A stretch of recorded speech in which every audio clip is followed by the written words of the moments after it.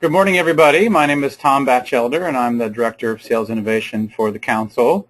Welcome to all of you. This is actually an encore performance of our 30-minute webinar around stalled deals. We had over 100 some people sign up for the last one and actually ran out of space. And so we had about the same number who also signed up for this one. Seems like a topic that is relevant and also can get you some tangible results and also stir some thoughts as it relates to your sales process and give you a couple of new ideas. So I'm going to move pretty quickly. Bear with me here, and if you have a question, feel free to put it in the questions box in your panel to the right. If I don't get to your question, you can also send me an email. People also ask if they're going to have access to the slides.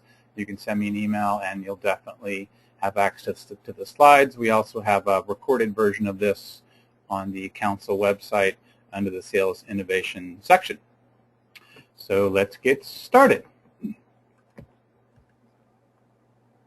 So we're going to talk about why deals stall, some tips and suggestions for preventing stalled deals, and also how to get a response when you're being ignored. So we've all been in this situation where we had a meeting, we had a conversation with a prospect or someone who was referring someone to us. The meeting went great, had a great meeting, had a great conversation. Things were moving along nicely. We had some sort of understanding as relates to a next step, or maybe just had an assumption about what the next step is or would be. And then we follow up, and we don't hear back. Send an email or two or three if we're stalking them a little bit, might call or leave a voicemail, and nothing. So we don't know. We don't know what's up. We don't know if something changed. We don't know if maybe we were delusional about the truth of the opportunity and just got too excited. We don't know if they just got busy and still do want to talk.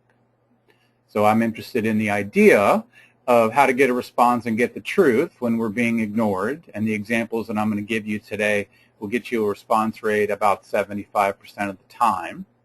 Now, sometimes the response isn't what you want to hear. However, you're at least getting the truth. I also find stalled deals are a great opportunity to look at our process, to look at how we think and talk about our value, to look at what are the key questions we should uncover, to look at our process for how and when we send stuff, we send information, we do an RFP, we give a quote. So there's a lot of complex elements that I find are opportunities to learn and do better as it relates to talking about stalled deals. We're going to touch on those briefly today and at least give you a couple of things to think about and talk more amongst yourselves.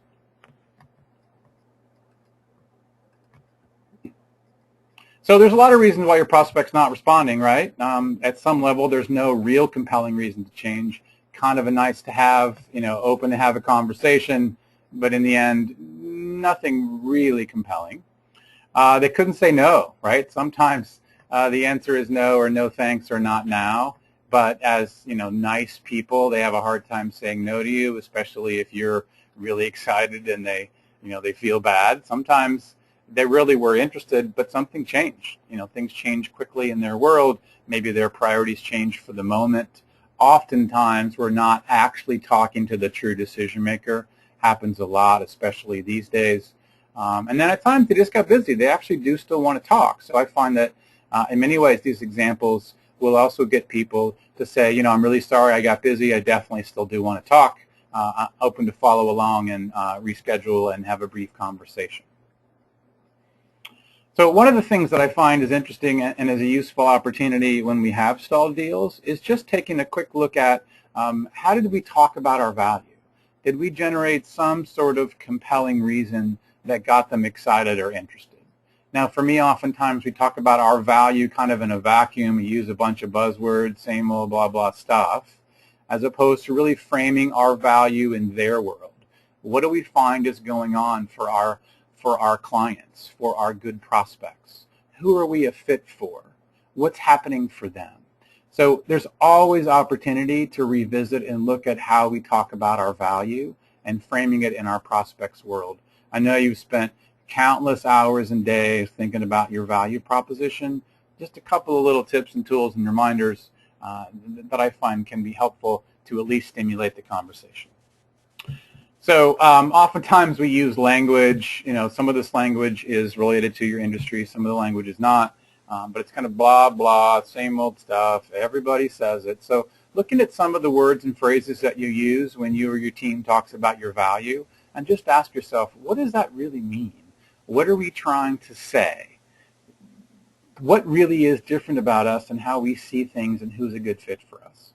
So just look at kind of the BS words that don't really mean a lot. And just, let's try to be a little more thoughtful about talking to people's old brain. There's a gentleman named Patrick Ramvois that wrote a book called Neuromarketing, and he speaks of the 6 stimuli of the old brain. The old brain is 450 million years old. The old brain is pre-verbal. At some level, the initial decision to pay attention to something and to be compelled by something, first and foremost, before it gets to the rational brain, first goes to the old brain. So how do we create some contrast? Like in the visual before, showing us up as a green apple in a sea of oranges, per se, or in a sea of red apples. How do we quickly show up in a way that gets their attention? Interesting, I'd like to know more. Quick little bite-sized nuggets that get people's attention, more important than ever before. And also I find, especially with thoughtful, smart professionals like those of you in the industry, we oftentimes try to be a little bit too smart early on, use some big words and some big language that the old brain doesn't understand.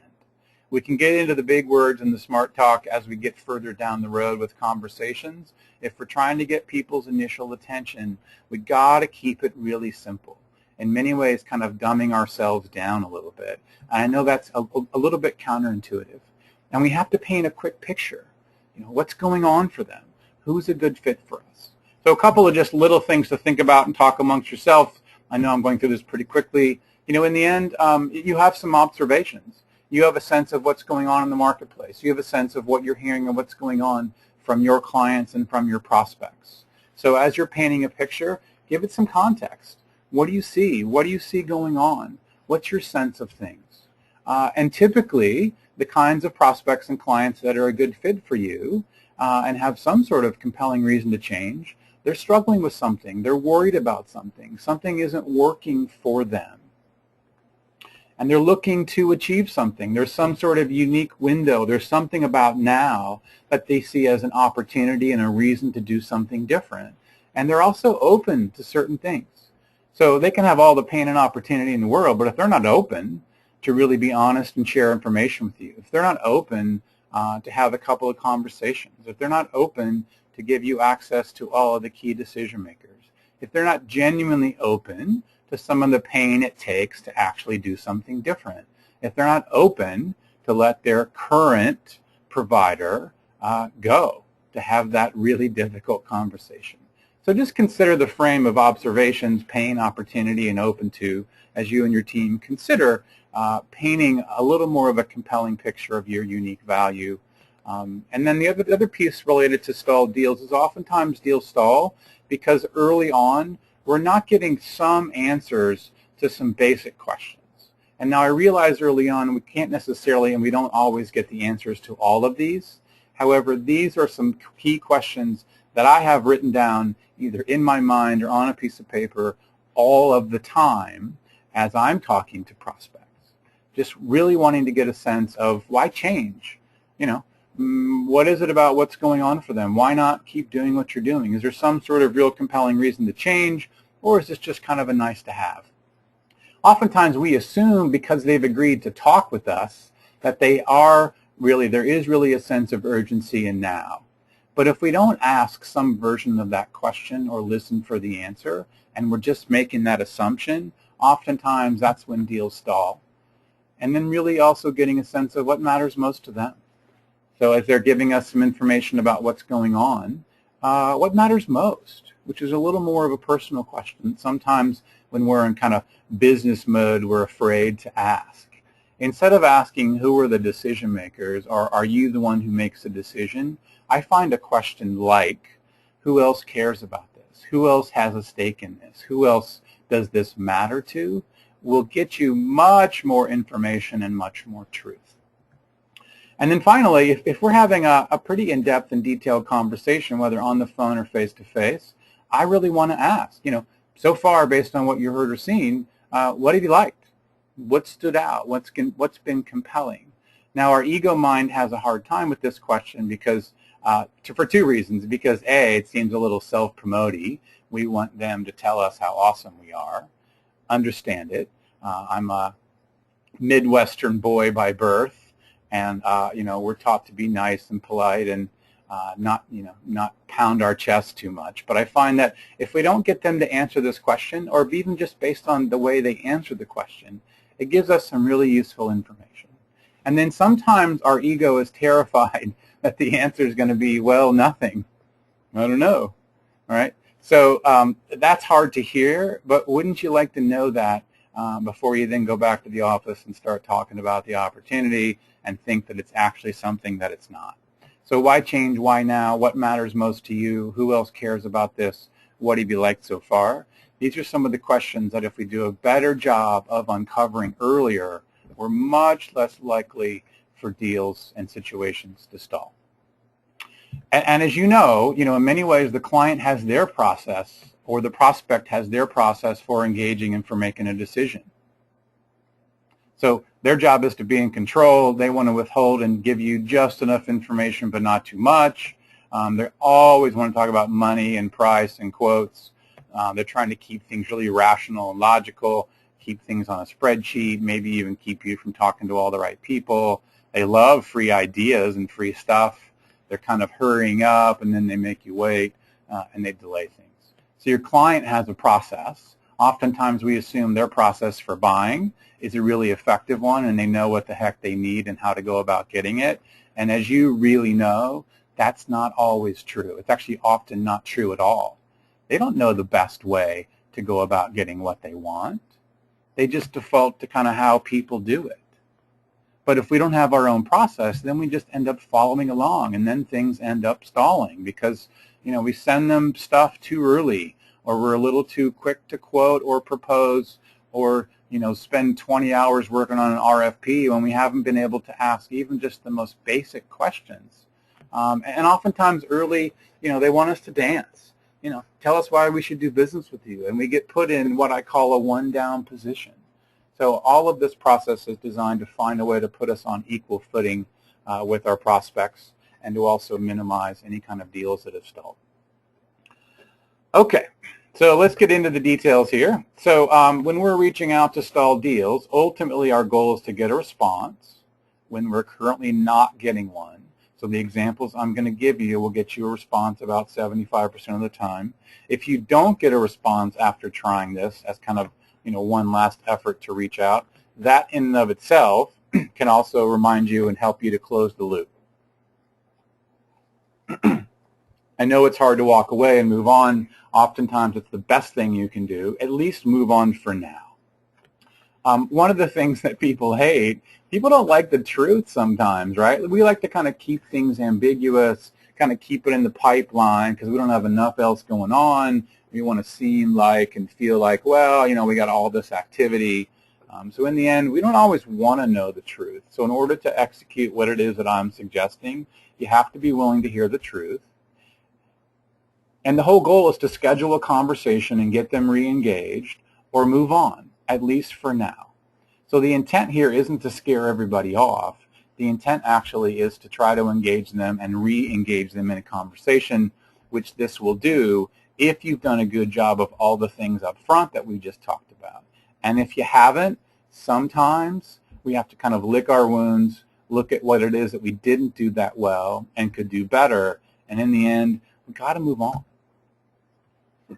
So here are two examples of follow-up emails in stalled deal situations that I find didn't work.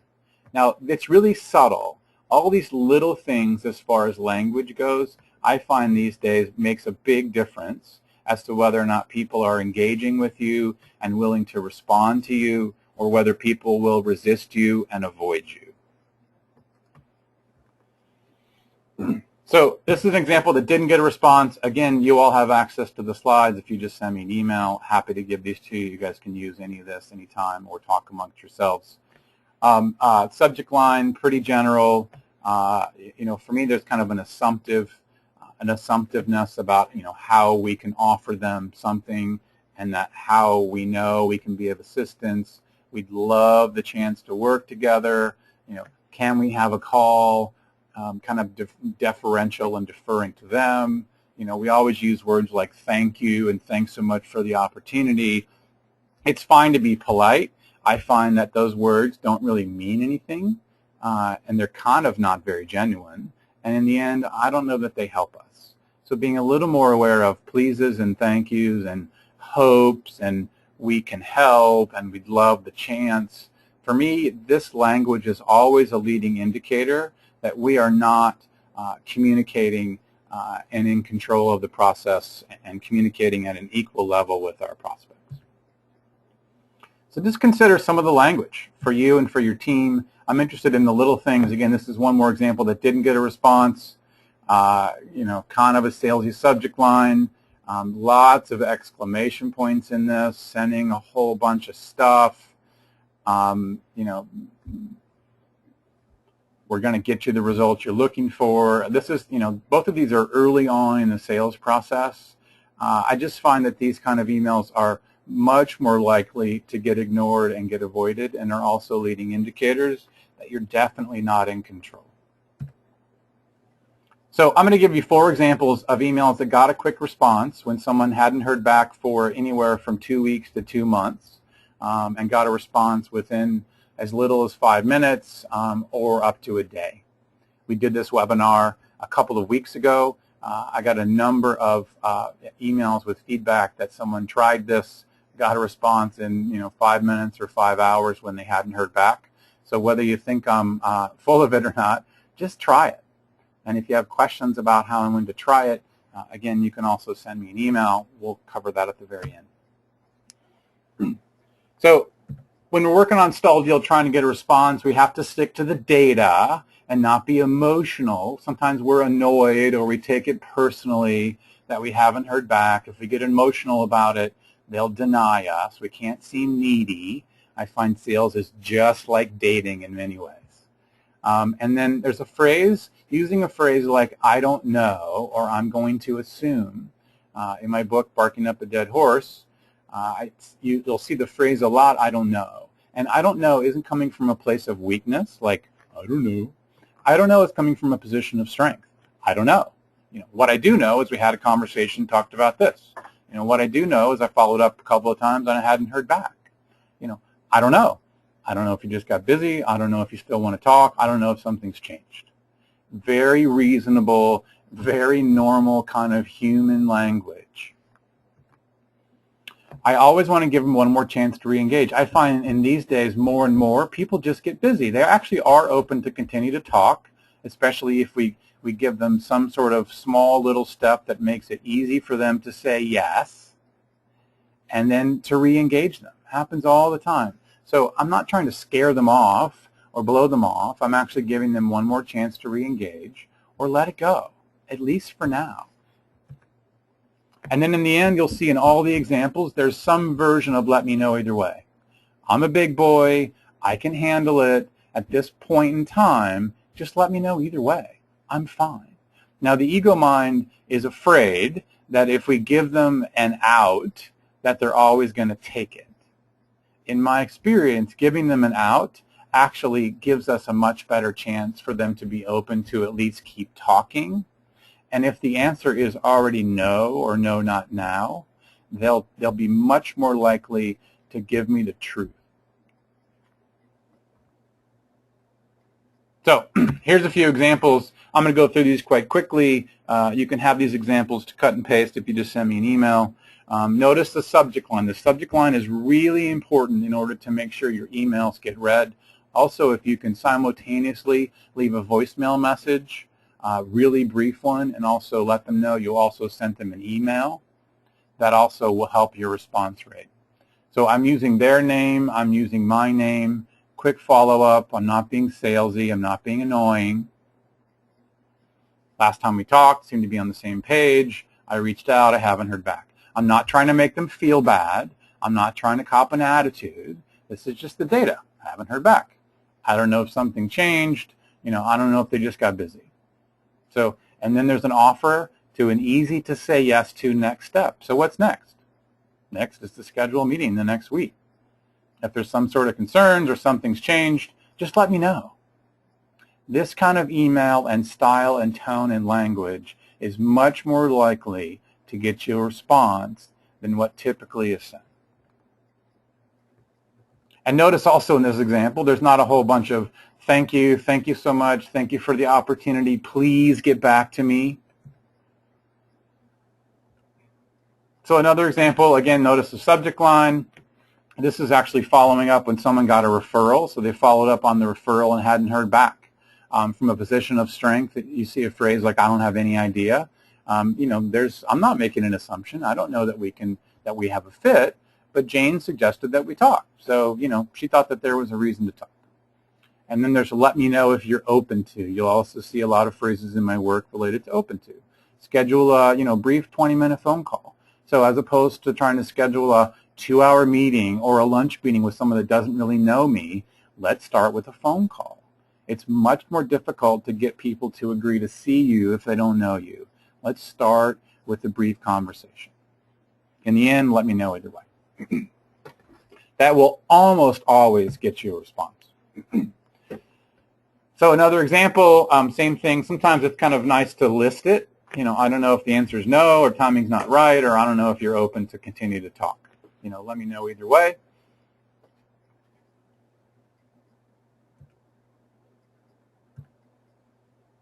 And this is actually a negative assumption. So per our conversation, unless you tell me otherwise, I'm going to assume that you're all set. If you want to keep talking, let me know. This is actually a little more of a negative assumption. Again, not designed to be rude, but at some level, at some point, it's time to move on.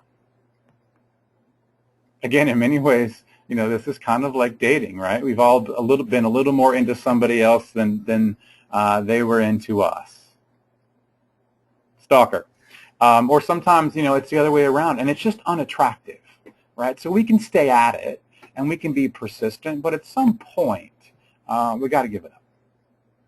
So again, stick to data, no emotion. I don't know if, give one more chance to re-engage. Let me know either way.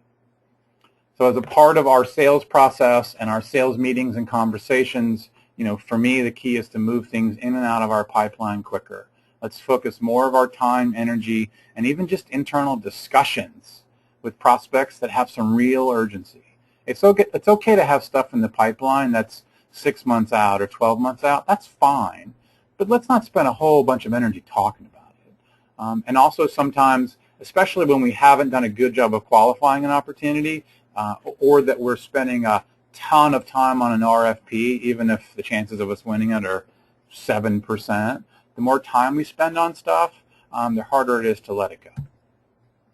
And it's okay to have passion, but sometimes I find that our excitement and our belief in what it is that we can do initially can just scare people off, keeps us from listening, scares them off, doesn't get the real truth. So our job is to paint a picture of what we do and who we do it for and who's a good fit. Our job is to really just see if people are open to have conversations. Our job is to listen for and ask some key questions. Our job is to try to compete with their process and make specific suggestions and be clear about things like, when do we and when don't we send stuff? When do we need to push back and ask to speak to all the decision makers? This is all easier said than done, but for me, the stalled deals is an opportunity to have all of these kinds of conversations. Quote from Stuart Wilde from his book Silent Power: when you lead psychologically or emotionally on people, it's a sign of insecurity. It makes people uncomfortable. It's unattractive. So when we're selling, when we get attached, it doesn't mean that we have to give up or that we don't care, but we have to be careful about leaning too much on people, especially when we're feeling a little more desperate or we got to make some stuff happen. So a couple of reminders: paint a picture of your unique value in their world, uncover the answers to the 5 key questions, be careful about being too quick to quote and propose, and have some real clear next steps and some walk-away points. So we worked in the last 25 minutes on, some examples of why deals are stalling, some ways in which to prevent stalled deals, and a number of examples to get a response when you're being ignored. There's a fun quote, the source is actually unknown, which is really about riding a dead horse.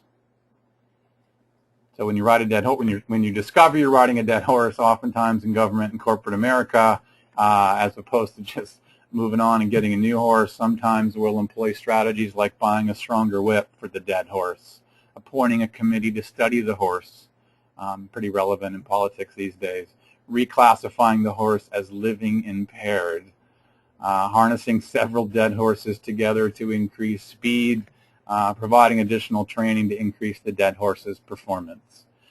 You get the point. I'm really interested in finding ways to use stalled deals as a launching point to have some bigger conversations related to our sales process.